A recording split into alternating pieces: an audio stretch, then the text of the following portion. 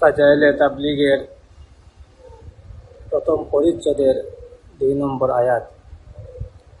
আউযু বিল্লাহি মিনাশ শাইতানির রাজীম। বিসমিল্লাহির রহমানির রহিম। ওয়াযাক্কির ফাইন্নায যিকরা তানফাউল মুমিনিন। ए मोहम्मद सल्लल्लाहु अलैहि वसल्लम, लोगों को समझाते रहिए क्योंकि समझाना ईमान वालों को नफा देगा।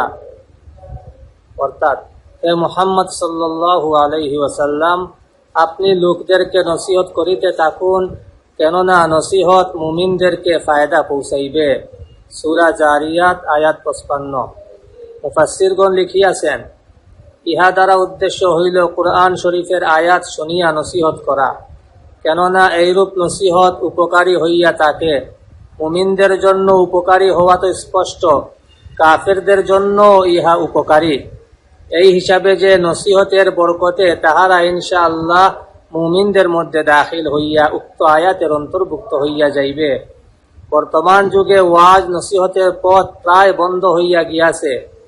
সাধারণত শ্রোতার প্রশংসা লাভের জন্য প্রাঞ্জল ভাষায় বক্তৃতা করা উদ্দেশ্য হইয়া গিয়াছে। সাধারণত শ্রোতার প্রশংসা লাভের জন্য প্রাঞ্জল ভাষায় বক্তৃতা করা উদ্দেশ্য হইয়া গিয়াছে। অথচ নবী করিম সাল্লাল্লাহু আলাইহি ওয়াসাল্লাম ইরশাদ করিয়াছেন, যে ব্যক্তি মানুষকে নিজের দিকে আকৃষ্ট করার জন্য ভাষা পাণ্ডিত্য বক্তৃতা শিখে, কিয়ামতের দিন তাহার ফরজ ও নফল কোন ইবাদত গ্রহণযোগ্য হইবে না।